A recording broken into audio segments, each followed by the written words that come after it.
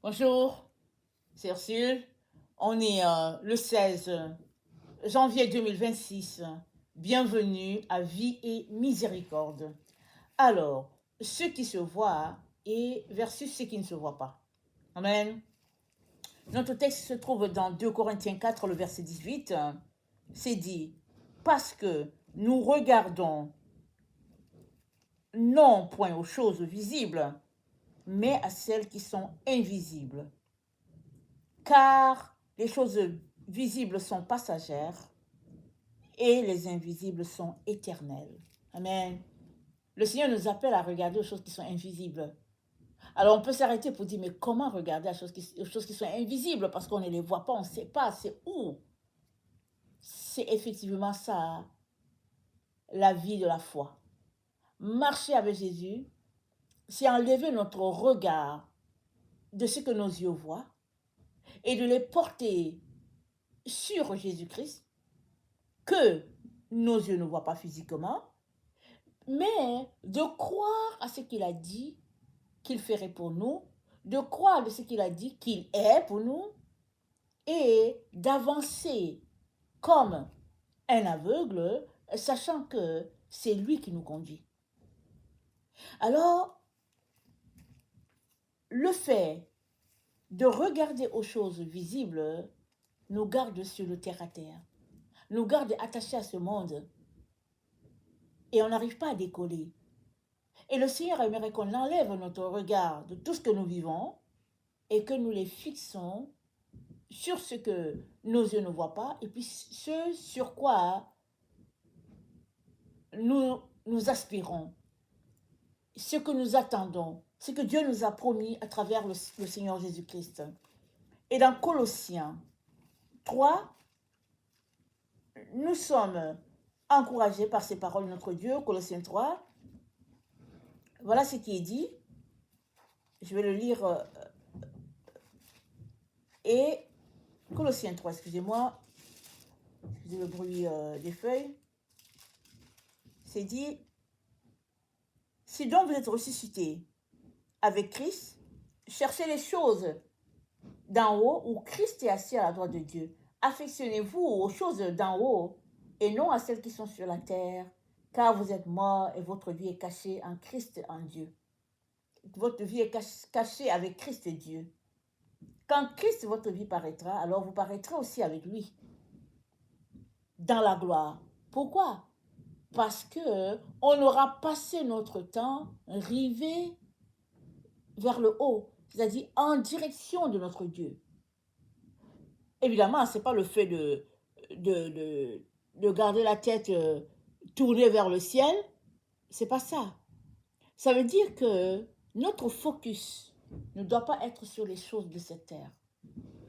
Jésus-Christ a dit, si vous avez le manger, le boire, le vêtement, c'est suffisant. Vous savez qu'on est une génération portée sur les choses matérielles parce qu'on en a beaucoup. C'est une société de consommation. Le monde est devenu une société de consommation tellement il y en a. Et si bien que c'est difficile d'imaginer une vie sans ces choses-là. Mais quand on lit les Écritures, nous sommes devant l'évidence que Dieu nous demande de nous déconnecter de ce que nos yeux voient. Et la personne qui a été citée en exemple, c'est Abraham. Comment Dieu lui a dit de quitter sa patrie, là où il habitait avec tout le monde, et de partir qui lui montrerait le pays. Abraham a marché, marché, il n'a jamais vu le pays physique.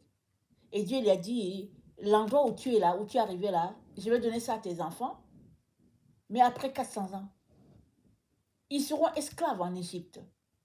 Mais l'endroit où tu es, les habitants là, leur péché sera à leur comble. Alors là, je vais les chasser. Et cet endroit va appartenir à ta descendance.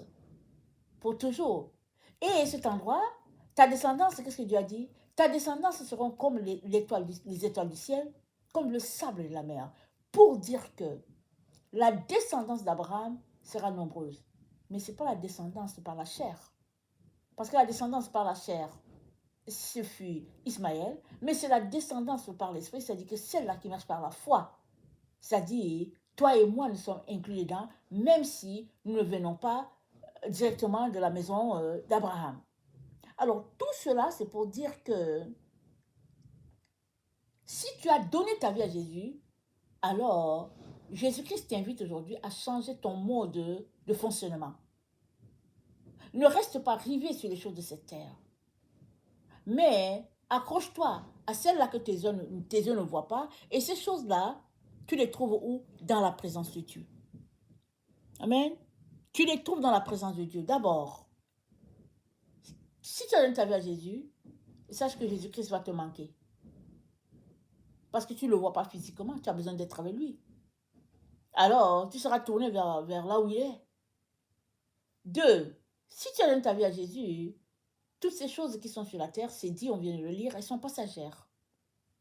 Étant passagères, le Seigneur nous encourage à nous accrocher à celles-là qui sont éternelles. Et les choses éternelles, nous les trouvons dans la présence de Dieu, alors que nous venons nous entretenir avec lui, alors que nous venons prendre du temps avec lui. Et dans Colossiens 1, au verset 16, c'est dit, car en lui ont été créées toutes les choses qui sont dans les cieux et sur la terre, les visibles, invisibles, trône, dignité, domination, autorité, tout a été créé par lui et pour lui. Tout, c'est-à-dire que tout ce que tu peux désirer, tout est en Jésus. Même celle-là que tu cherches ici, là sur la terre, c'est en Jésus. C'est-à-dire quoi? C'est-à-dire que lui seul peut pourvoir à tes besoins. Alors que tu es dans le besoin, lui seul peut pourvoir à tes besoins. Et alors que tu marches les yeux fixés sur lui, te reposant sur ce qu'il a dit, il va te donner tout cela qui t'appartient, toutes les choses qu'il a prévues pour toi, il va te les donner parce que cela attend dans sa présence. Mais avant que tu aies ces choses-là, il te demande de te concentrer à sortir des liens dans lesquels l'ennemi t'a placé. Et ça va prendre que tu puisses te concentrer à chercher sa face et qu'il puisse te dire, tiens, il y a tel lien ici qu'il faudrait que tu pries pour ça, il y a tel lien ici qu'il faudrait briser, et tu vas aller posséder ce que Dieu t'a donné. Parce que nous avons tout en lui, Dieu nous a tout donné. Mais il arrive qu'on ne sait même pas ce qu'il nous a donné parce que notre conscience a été brouillée, souillée par les ténèbres et puis souillée par toutes sortes de mensonges. Dans la présence de Dieu, la lumière va nous visiter et on va savoir qui nous sommes en lui afin de pouvoir marcher dans ce qu'il nous a demandé ou bien sûr pourquoi il nous a envoyés sur la terre. Amen. Alors, dans 2 Corinthiens 5,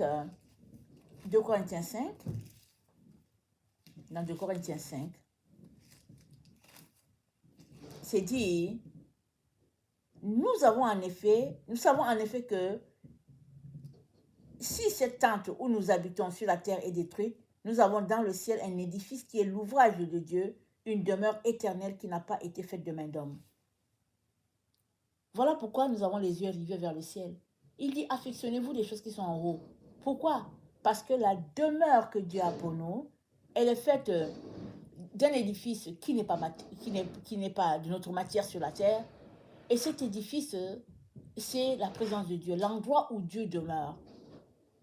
Voilà pourquoi, si nous gardons les yeux fixés sur le terre à terre, on ne verra pas ce qui est éternel.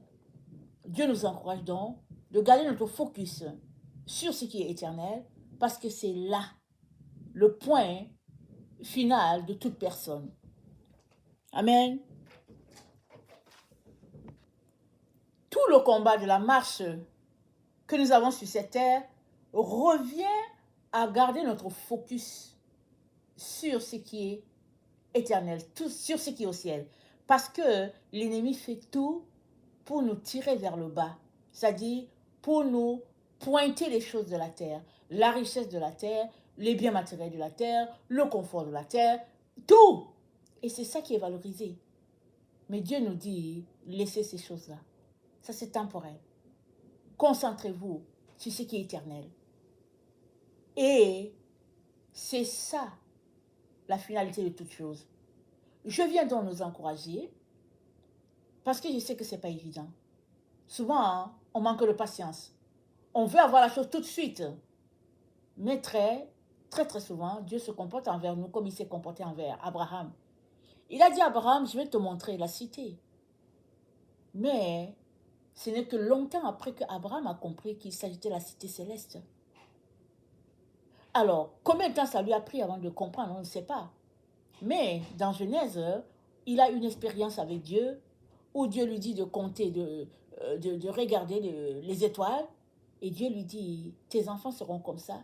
Et Dieu lui dit, la cité que j'ai pour toi, c'est rattaché à ce sacrifice-là qu'Abraham a dit, que Dieu lui a demandé de faire, comment placer les animaux et tout ça. Et Abraham a été appelé le père de la foi parce que Dieu aimerait que nous puissions développer ce type de foi-là. Une foi fixée sur Dieu, même quand on ne voit pas la chose, même quand il n'y a pas possibilité, c'est de garder toujours les yeux fixés sur lui, parce que quand il dit quelque chose, c'est parce qu'il l'a pour toi. Il va finir par te donner la chose, et c'est ça la marche de l'enfant de Dieu. Amen. Je viens donc nous encourager à nous accrocher, à garder les yeux fixés sur lui. Lui qui est le commencement, lui qui est la fin de toutes choses, il va nous aider. Amen.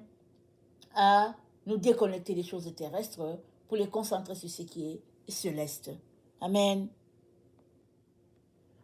Si tu n'as pas encore donné ta vie à Jésus, je viens t'encourager à ouvrir ta bouche, à l'inviter à être ton Seigneur et ton Maître par une simple prière, telle que je suis en train de le dire. Il te suffit de dire, Seigneur Jésus, pardonne-moi mes erreurs, mes péchés, et aide-moi à te connaître, parce que j'aimerais demeurer dans ta maison éternellement. Et le Seigneur va venir parce que tu le lui as demandé, et il va t'aider à triompher de tout ce qui se passe sur cette terre. Que le nom de notre Dieu soit béni. Amen et alléluia. Amen.